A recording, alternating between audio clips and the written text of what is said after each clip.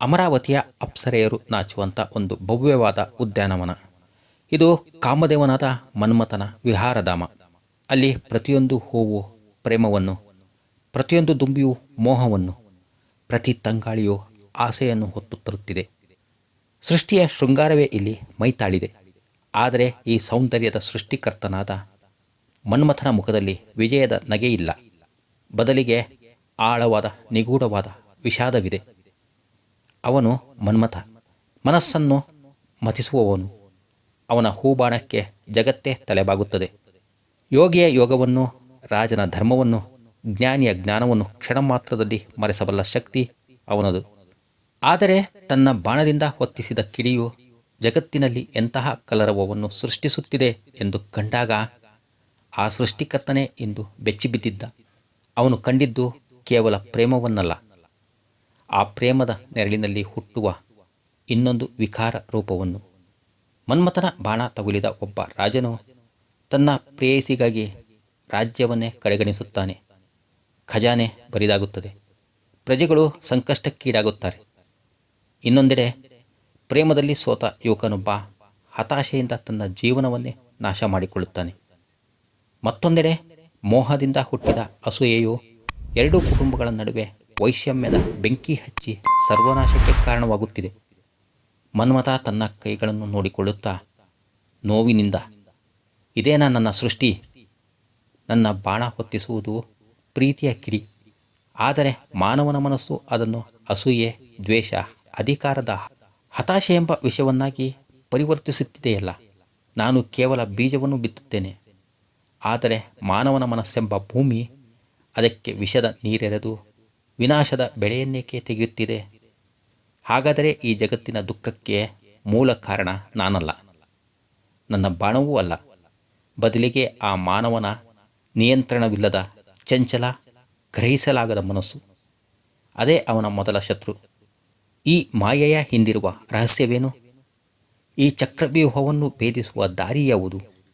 ನನ್ನ ಈ ಜಿಜ್ಞಾಸೆಗೆ ಉತ್ತರ ನೀಡಬಲ್ಲವನು ಆ ಮಾಯಾಲೋಪ, ದ್ವಾರಕಾಧೀಶ ಭಗವಾನ್ ಶ್ರೀಕೃಷ್ಣನೊಬ್ಬನೇ. ಎಂದರಿತ ಮನ್ಮಥನ ಕಣ್ಣುಗಳಲ್ಲಿ ಒಂದು ದೃಢನಿಶ್ಚಯ ಮೂಡುತ್ತದೆ. ಅವನು ತನ್ನ ವಿಹಾರಧಾಮವನ್ನು ತೊರೆದು ದ್ವಾರಕೆಯತ್ತ ಹೊರಡುತ್ತಾನೆ.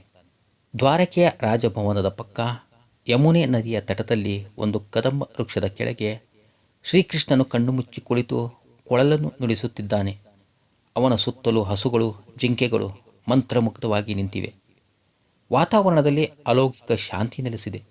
ಮನ್ಮಥನು ಅಲ್ಲಿಗೆ ಬಂದು ಕೃಷ್ಣನ ತೇಜಸ್ಸಿಗೆ ಬೆರಗಾಗಿ ಮಾತನಾಡಲು ಮರೆತು ನಿಲ್ಲುತ್ತಾನೆ. ಕೊಳಲನಾದ ನಿಂತಾಗ ಕೃಷ್ಣನು ಕಣ್ತೆರೆಯದೆ ಮುಗುಳ್ನಗುತ್ತಾ ಮಾತನಾಡುತ್ತಾನೆ. ಶಾಂತವಾದ, ಆದರೆ ಎಲ್ಲವನ್ನೂ ಬಲ್ಲ ಧ್ವನಿಯಲ್ಲಿ, ಬಾಣವನ್ನು ಪ್ರಯೋಗಿಸಿದ ಬಿಲ್ಲುಗಾರನೇ, ಇಂದು ತನ್ನ ಬಾಣದ ಶಕ್ತಿಯ ಬಗ್ಗೆ ಸಂಶಯಗೊಂಡು ಬಂದಿರುವೆಯಾ ಮನ್ಮಥ? ಅಥವಾ ಬಾಣ ತಗುಲಿದ ಗುರಿಯು ಚೂರು ಚೂರಾಗಿರುವುದನ್ನು ಕಂಡು ಅದರ ಹಿಂದಿನ ಕಾರಣವನ್ನು ಅರಿಯಲು ಬಂದಿರುವೆಯಾ? ಮನ್ಮಥನು ಚಕಿತನಾಗುತ್ತಾನೆ. ತಾನು ಬಾಯಿ ತೆರೆಯುವ ಮುನ್ನವೇ ತನ್ನ ಮನದನ್ನರಿತ ಶ್ರೀ ಭಗವಾನ್ ಕೃಷ್ಣನಿಗೆ ಸಾಷ್ಟಾಂಗ ನಮಸ್ಕಾರ ಮಾಡುತ್ತಾ, ಜಗದೊಡೆಯ, ನೀನು ಸರ್ವಾಂತರ್ಯಾಮಿ. ನನ್ನ ಗೊಂದಲ ನಿನ್ನ ಅರಿವಿಗೆ ಬಾರದೇ ಇರಲು ಸಾಧ್ಯವೇ ಇಲ್ಲ ಪ್ರಭು. ನಾನು ಜಗತ್ತಿಗೆ ಪ್ರೇಮವನ್ನು ನೀಡುತ್ತಿದ್ದೇನೆ ಎಂದು ಭಾವಿಸಿದ್ದೆ. ಆದರೆ ಮಾನವನ ಮನಸ್ಸು ಅದನ್ನು ದುಃಖ, ಕಷ್ಟ, ನೋವು ಮತ್ತು ಸೋಲಾಗಿ ಪರಿವರ್ತಿಸುತ್ತಿದೆ. ಈ ಮನಸ್ಸೆಂಬ ಮಾಯೆಯು ನನ್ನ ಶಕ್ತಿಗಿಂತಲೂ ದೊಡ್ಡದಾಗಿದೆ. ಇದೇ ಅವನ ಮೊದಲ ಶತ್ರು ಎಂದೆನಿಸುತ್ತಿದೆ. ಈ ಶತ್ರುವನ್ನು ಗೆಲ್ಲುವ, ಅದನ್ನು ನಿಯಂತ್ರಿಸುವ ರಹಸ್ಯ ಮಾರ್ಗವನ್ನು ನನಗೆ ಬೋಧಿಸು.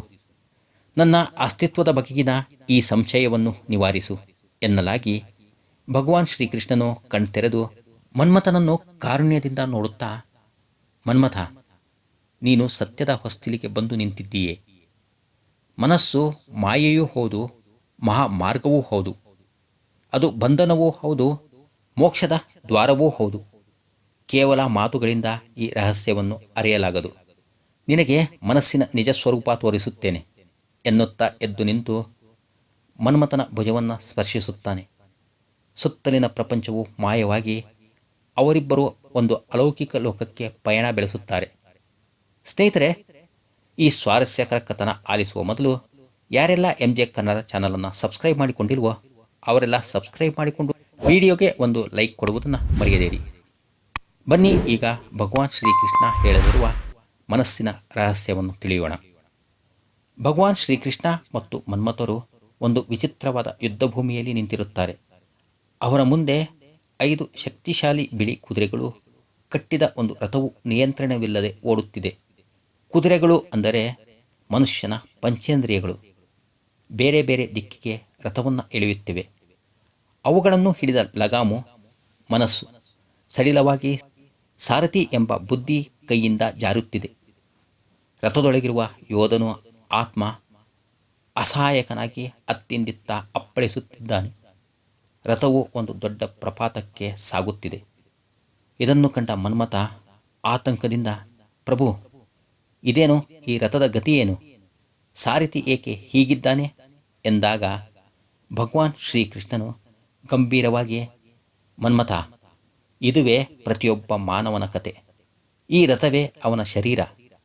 ಈ 5 ಕುದುರೆಗಳೇ ಅವನ ಕಣ್ಣು, ಕಿವಿ, ಮೂಗು, ನಾಲಿಗೆ, ಚರ್ಮವೆಂಬ ಪಂಚೇಂದ್ರಿಯಗಳು. ಇವು ಸದಾ ಹೊರಗಿನ ಪ್ರಪಂಚದ ಆಕರ್ಷಣೆಗಳೆಂಬ ಹುಲ್ಲನ್ನು ಅರಸಿ ಓಡುತ್ತಿರುತ್ತವೆ. ಈ ಲಗಾಮೆ ಮನಸ್ಸು ಮತ್ತು ಆ ಲಗಾಮು ಹಿಡಿದು ಕುದುರೆಗಳನ್ನು ನಿಯಂತ್ರಿಸಬೇಕಾದ ಸಾರಥಿಯೇ ಬುದ್ಧಿ.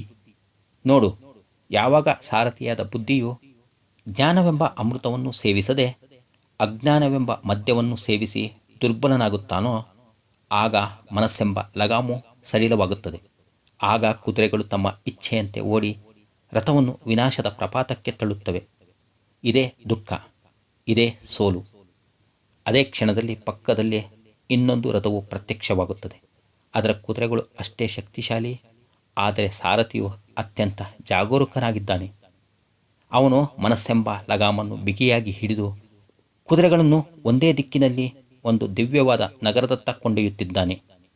ಅದನ್ನು ತೋರುತ್ತಾ ಭಗವಾನ್ ಶ್ರೀಕೃಷ್ಣನು, ನೋಡಿದೆಯಾ, ಇಲ್ಲಿ ಇಂದ್ರಿಯಗಳಾಗಲಿ ಮನಸ್ಸಾಗಲಿ ಶತ್ರುಗಳಲ್ಲ.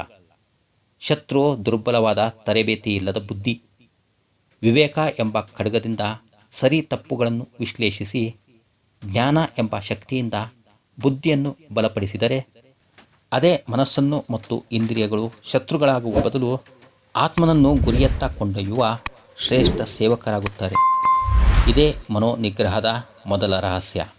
ವಿವೇಕಯುಕ್ತ ಬುದ್ಧಿಯಿಂದ ಮನಸ್ಸನ್ನು ಆಳುವುದು. ಮನ್ಮಥನ ಕಣ್ಣುಗಳು ಅರಳುತ್ತವೆ. ಅವನಿಗೆ ಮೊದಲ ತುಣುಕು ಅರಿವಾಗುತ್ತದೆ. ಈಗ ಅವರಿಬ್ಬರು ಒಂದು ಸುಂದರವಾದ ಆದರೆ ವಿಚಿತ್ರವಾದ ಮರುಭೂಮಿಯಲ್ಲಿ ನಿಂತಿರುತ್ತಾರೆ. ದೂರದಲ್ಲಿ ಒಂದು ಸುಂದರವಾದ ಸರೋವರ, ಮರೀಚಿಕೆ ಕಾಣುತ್ತದೆ. ಒಬ್ಬ ದಾರಿಹೋಕನು ಬಾಯಾರಿ ಆ ಸರೋವರವನ್ನು ನೋಡಿ ಅದನ್ನು ತಲುಪಲು ಹುಚ್ಚನಂತೆ ಓಡುತ್ತಾನೆ. ಅವನು ಹತ್ತಿರ ಹೋದಂತೆಲ್ಲ ಆ ಸರೋವರವು ಇನ್ನೂ ದೂರ ಸರಿಯುತ್ತದೆ. ಕೊನೆಗೆ ಅವನು ಬಳಲಿ ಬಿದ್ದು ಪ್ರಾಣ ಬಿಡುತ್ತಾನೆ. ಈ ದೃಶ್ಯವನ್ನು ನೋಡಿದ ಮನ್ಮಥ, ಅಯ್ಯೋ ಪಾಪ, ಇಲ್ಲದ ನೀರಿನ ಹಿಂದೆ ಬಿದ್ದು ಪ್ರಾಣ ಕಳೆದುಕೊಂಡ ಎಂದಾಗ ಭಗವಾನ್ ಶ್ರೀಕೃಷ್ಣನು, ಇದು ಬರೀ ನೀರಲ್ಲ ಮನ್ಮಥ, ಇದುವೇ ಫಲಾಪೇಕ್ಷೆ, ಅಂದರೆ ಕರ್ಮದ ಫಲದ ಮೇಲಿನ ಆಸೆ. ಮಾನವನು ಮಾಡುವ ಪ್ರತಿಯೊಂದು ಕೆಲಸದ ಹಿಂದೆ ನನಗೆ ಇದು ಸಿಗಬೇಕು, ನಾನು ಅದನ್ನು ಪಡೆಯಬೇಕು ಎಂಬ ಆಸೆ ಎಂಬ ಮರೀಚಿಕೆ ಇರುತ್ತದೆ. ಆ ಫಲವನ್ನು ಬೆನ್ನಟ್ಟಿ ಓಡಿ ಓಡಿ ಅವನು ತನ್ನ ಕರ್ತವ್ಯದ ಆನಂದವನ್ನು ಮರೆಯುತ್ತಾನೆ. ಫಲ ಸಿಕ್ಕರೆ ಅಹಂಕಾರ, ಸಿಗದಿದ್ದರೆ ಹತಾಶೆ. 2 ದಾರಿಗಳಲ್ಲಿ ಅವನಿಗೆ ಸಿಗುವುದು ದುಃಖವೆಂಬ ಬಾಯಾರಿಕೆಯೇ ಎಂದು ಹೇಳುತ್ತಾ ಭಗವಾನ್ ಶ್ರೀಕೃಷ್ಣ ತನ್ನ ಕೈಯನ್ನು ಚಾಚುತ್ತಾನೆ. ಅಲ್ಲಿ ಒಬ್ಬ ರೈತನು ಹೊಲವನ್ನು ಉತ್ತು ಬೀಜ ಬಿತ್ತಿ ನೀರುಣಿಸುತ್ತಿರುತ್ತಾನೆ. ಅವನ ಮುಖದಲ್ಲಿ ಯಾವುದೇ ಆತಂಕವಿಲ್ಲ, ಕೇವಲ ತನ್ನ ಕೆಲಸವನ್ನು ಶ್ರದ್ಧೆಯಿಂದ ಮಾಡುವ ತೃಪ್ತಿ ಇದೆ. ಭಗವಾನ್ ಶ್ರೀಕೃಷ್ಣ ಈ ರೈತನನ್ನು ತೋರುತ್ತಾ, ಈ ರೈತನನ್ನು ನೋಡು, ಇವನು ಮಳೆ ಬರುವುದೋ ಇಲ್ಲವೋ, ಬೆಳೆ ಚೆನ್ನಾಗಿ ಬರುವುದೋ ಇಲ್ಲವೋ ಎಂದು ಚಿಂತಿಸುತ್ತಿಲ್ಲ. ಬೀಜ ಬಿತ್ತುವುದು ನನ್ನ ಧರ್ಮ, ನನ್ನ ಕರ್ತವ್ಯ ಎಂದುಕೊಂಡು ನಿಷ್ಕಾಮ ಕೆಲಸ ಮಾಡುತ್ತಿದ್ದಾನೆ. ಫಲಾಫಲಗಳನ್ನು ನನಗೆ, ಅಂದರೆ ಭಗವಂತನಿಗೆ ಅರ್ಪಿಸಿದ್ದಾನೆ. ಫಲದ ಮೇಲಿನ ಆಸೆಯನ್ನು ತ್ಯಜಿಸಿದಾಗ ಕರ್ಮವು ಬಂಧನವಾಗುವುದಿಲ್ಲ, ಅದುವೇ ಪೂಜೆಯಾಗುತ್ತದೆ. ಆಗ ಮನಸ್ಸು ಚಂಚಲವಾಗುವುದಿಲ್ಲ, ಸ್ಥಿರವಾಗುತ್ತದೆ. ಇದೇ 2ನೇ ರಹಸ್ಯ. ಫಲಾಪೇಕ್ಷೆ ಇಲ್ಲದೆ ನಿಷ್ಕಾಮ ಕರ್ಮದಿಂದ ಮನಸ್ಸನ್ನು ಸ್ಥಿತಪ್ರಜ್ಞೆಯಲ್ಲಿಡುವುದು. ಈಗ ಅವರಿಬ್ಬರು ಪ್ರಕ್ಷುಬ್ಧವಾದ ಸಮುದ್ರದ ತೀರದಲ್ಲಿ ನಿಂತಿರುತ್ತಾರೆ. ಆಲೋಚನೆಗಳೆಂಬ ದೊಡ್ಡ ದೊಡ್ಡ ಅಲೆಗಳು ದಡಕ್ಕೆ ಅಪ್ಪಳಿಸುತ್ತಿರುತ್ತವೆ. ಅವುಗಳೊಂದಿಗೆ ಕೋಪ, ದುಃಖ, ಸಂತೋಷ, ಭಯಗಳೆಂಬ ಅಲೆಗಳು ಒಂದರ ಮೇಲೊಂದರಂತೆ ಏಳುತ್ತಿರುತ್ತವೆ. ಭಗವಾನ್ ಶ್ರೀಕೃಷ್ಣ ಹೇಳುತ್ತಾನೆ, ಮನುಷ್ಯನು ತನ್ನನ್ನು ಈ ಅಲೆಗಳೆಂದು ಭಾವಿಸುತ್ತಾನೆ. ಒಂದು ಆಲೋಚನೆ ಬಂದಾಗ ತಾನೇ ಆ ಆಲೋಚನೆ ಎಂದುಕೊಂಡು ಅದರಲ್ಲಿ ಕೊಚ್ಚಿ ಹೋಗುತ್ತಾನೆ. ಈ ಮೇಲ್ಮೈಯಲ್ಲಿ ಸದಾ ಗದ್ದಲ, ಸದಾ ಚಂಚಲತೆ ಇರುತ್ತದೆ ಎನ್ನುತ್ತಾ ಭಗವಾನ್ ಶ್ರೀಕೃಷ್ಣನು ಮನ್ಮಥನ ಕೈ ಹಿಡಿದು ಸಮುದ್ರದ ಆಳಕ್ಕೆ ಕರೆದೊಯ್ಯುತ್ತಾನೆ. ಮೇಲಿನ ಬಿರುಗಾಳಿ, ಅಲೆಗಳ ಆರ್ಭಟ ಯಾವುದೂ ಅಲ್ಲಿರುವುದಿಲ್ಲ. ಸಂಪೂರ್ಣ ನಿಶ್ಶಬ್ದ, ಶಾಂತ, ತಿಳಿಯಾದ ನೀರು. ಅಲ್ಲಿರುವುದು ಕೇವಲ ಆಳವಾದ ಪ್ರಶಾಂತವಾದ ಅಸ್ತಿತ್ವ. ಅದನ್ನು ತೋರಿದ ಭಗವಾನ್ ಶ್ರೀಕೃಷ್ಣನು, ನೋಡು ಮನ್ಮಥ, ಸಮುದ್ರದ ನಿಜ ಸ್ವರೂಪ ಅದರ ಆಳದಲ್ಲಿದೆ, ಮೇಲ್ಮೆಯ ಅಲೆಗಳಲ್ಲ. ಹಾಗೆಯೇ ಆತ್ಮನ ನಿಜ ಸ್ವರೂಪವು ಶಾಂತ, ನಿಶ್ಚಲ. ಧ್ಯಾನವೆಂದರೆ ಇದೆ. ಹೊರಗಿನ ಪ್ರಪಂಚದಿಂದ ಮನಸ್ಸನ್ನು ಹಿಂತೆಗೆದು ಆಲೋಚನೆಗಳೆಂಬ ಅಲೆಗಳನ್ನು ಕೇವಲ ಸಾಕ್ಷಿಯಾಗಿ ನೋಡುತ್ತಾ ಆತ್ಮನೆಂಬ ಆಳಕ್ಕೆ ಇಳಿಯುವುದು. ಯಾರು ಈ ಆಳವನ್ನು ಮುಟ್ಟುತ್ತಾನೋ ಅವನಿಗೆ ಮೇಲ್ಮೆಯ ಅಲೆಗಳು ತೊಂದರೆ ಕೊಡುವುದಿಲ್ಲ. ಅವನು ತಾನು ಅಲೆಯಲ್ಲ, ಇಡೀ ಮಹಾಸಾಗರ ಎಂಬ ಸತ್ಯವನ್ನು ಅರಿಯುತ್ತಾನೆ. ಇದೇ ಅಂತಿಮ ರಹಸ್ಯ.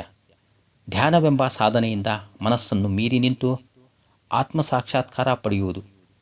ಮತ್ತೆ ಯಮುನಾ ತೀರಕ್ಕೆ ಮರಳಿದಾಗ ಸೂರ್ಯೋದಯವಾಗುತ್ತಿದೆ. ಮನ್ಮಥನ ಮುಖದಲ್ಲಿ ಈಗ ಗೊಂದಲವಾಗಲಿ ವಿಷಾದವಾಗಲಿ ಇಲ್ಲ. ಬದಲಿಗೆ ಜ್ಞಾನೋದಯದ ದಿವ್ಯ ತೇಜಸ್ಸಿದೆ. ಅವನ ಕಣ್ಗಳಲ್ಲಿ ಆನಂದ ಬಾಷ್ಪ. ಮನ್ಮಥ ಕೃಷ್ಣನ ಪಾದಗಳಿಗೆರಗಿ, ಪ್ರಭು, ನನ್ನ ಅಜ್ಞಾನದ ಕತ್ತಲೆಯನ್ನು ನಿವಾರಿಸಿದೆ. ನನ್ನ ಅಸ್ತಿತ್ವಕ್ಕೆ ಹೊಸ ಅರ್ಥವನ್ನು ನೀಡಿದೆ. ನನ್ನ ಬಾಣವು ಕೇವಲ ಲೌಕಿಕ ಆಸೆಯನ್ನು ಹುಟ್ಟಿಸುವುದಲ್ಲ. ಅದೇ ಬಾಣ, ಅದೇ ಕಾಮವನ್ನು ಸರಿಯಾದ ದಿಕ್ಕಿನಲ್ಲಿಟ್ಟರೆ ಅದು ಭಗವಂತನನ್ನು ಸೇರಬೇಕೆಂಬ ಭಕ್ತಿಯ ಕಾಮವಾಗಬಹುದು. ಜ್ಞಾನವನ್ನು ಪಡೆಯಬೇಕೆಂಬ ಜಿಜ್ಞಾಸೆಯ ಕಾಮವಾಗಬಹುದು. ಇಂದು ನನಗೆ ಅರಿವಾಯಿತು. ಮನಸ್ಸನ್ನು ಶತ್ರುವಿನಂತೆ ಕಂಡು ಹೋರಾಡಿ ನಾಶ ಮಾಡಬೇಕಿಲ್ಲ. ಬದಲಿಗೆ ಅದನ್ನು ಒಬ್ಬ ಕುಶಲ ಶಿಲ್ಪಿಯಂತೆ ಕೆತ್ತಿ ಅದ್ಭುತ ಸಾಧನವನ್ನಾಗಿ ಪರಿವರ್ತಿಸಬಹುದು. ಇನ್ನು ಮುಂದೆ ನನ್ನ ಬಾಣವು ಮಾನವರಲ್ಲಿ ಕೇವಲ ಮೋಹವನ್ನಲ್ಲ, ಮುಕ್ತಿಯ ದಾಹವನ್ನು ಹೊತ್ತಿಸಲಿ. ನೀನು ತೋರಿದ ವಿವೇಕ, ನಿಷ್ಕಾಮ ಕರ್ಮ ಮತ್ತು ಧ್ಯಾನದ ಮಾರ್ಗವನ್ನು ಅರಿಯುವ ಪ್ರೇರಣೆಯಾಗಲಿ ನನ್ನ ಕಾರ್ಯ ಎನ್ನಲಾಗಿ ಭಗವಾನ್ ಶ್ರೀಕೃಷ್ಣನು ಮನ್ಮಥನನ್ನು ಎಬ್ಬಿಸಿ ಪ್ರೀತಿಯಿಂದ ನಗುತ್ತಾ, ಹೌದು ಮನ್ಮಥ, ಈಗ ನೀನು ನಿಜವಾದ ಮನಸ್ಸನ್ನು ಮಥಿಸಿದವನು. ಅದೇ ಯಾವ ಮನಸ್ಸನ್ನು ಮಥಿಸಿದರೆ ವಿಷವು ಬರುವುದೋ ಅದೇ ಮನಸ್ಸನ್ನು ಜ್ಞಾನದಿಂದ ಮಥಿಸಿದರೆ ಅಮೃತವೂ ಬರುತ್ತದೆ.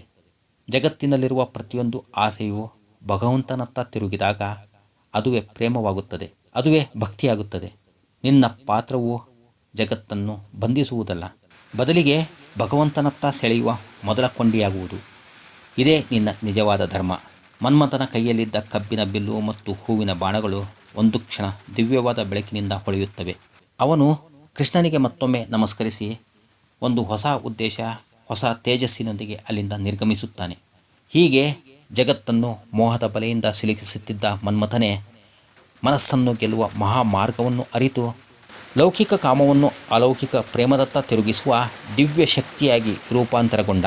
ಮಾನವನ ಮನಸ್ಸು ಶತ್ರುವೂ ಅಲ್ಲ, ಮಿತ್ರನೂ ಅಲ್ಲ. ಅದು ಕೇವಲ ಒಂದು ಕನ್ನಡಿ. ನಾವು ಏನನ್ನು ಬಿತ್ತುತ್ತೇವೆಯೋ ಅದನ್ನೇ ಅದು ಪ್ರತಿಬಿಂಬಿಸುತ್ತದೆ. ಅದನ್ನು ಗೆಲ್ಲುವುದಲ್ಲ, ಅರಿಯುವುದೇ ನಿಜವಾದ ಜಯ ಎಂಬ ಶ್ರೀಕೃಷ್ಣನ ಸನಾತನ ಸಂದೇಶ ಅಂದಿಗೂ ಇಂದಿಗೂ ಎಂದೆಂದಿಗೂ ಪ್ರಸ್ತುತ. ಸ್ನೇಹಿತರೆ, ಇಂತಹ ದೈವಿಕ ಜ್ಞಾನಾಮೃತಕ್ಕಾಗಿ MJ ಕನ್ನಡ ಚಾನಲನ್ನು ಸಬ್ಸ್ಕ್ರೈಬ್ ಮಾಡಿಕೊಂಡು ಸಂಗಾತಿ, ಸ್ನೇಹಿತ, ಬಂಧು ಮಿತ್ರರಿಗೂ ಶೇರ್ ಮಾಡಿ. ನಿಮಗಿಷ್ಟವಾದ ದೇವರ ನಾಮವನ್ನು ಕಮೆಂಟ್ ಮಾಡಿ ತಿಳಿಸುವಿರಾಗಿ ಭಾವಿಸುತ್ತಾ ಮತ್ತೊಂದು ಸ್ವಾರಸ್ಯಕರ ವಿಡಿಯೋದಲ್ಲಿ ಸಿಗೋಣ. ಅಲ್ಲಿಯವರೆಗೂ ಸರ್ವೇ ಜನಃ ಸುಖಿನೋ ಭವಂತು. ಧನ್ಯವಾದಗಳು. ನಮಸ್ಕಾರ.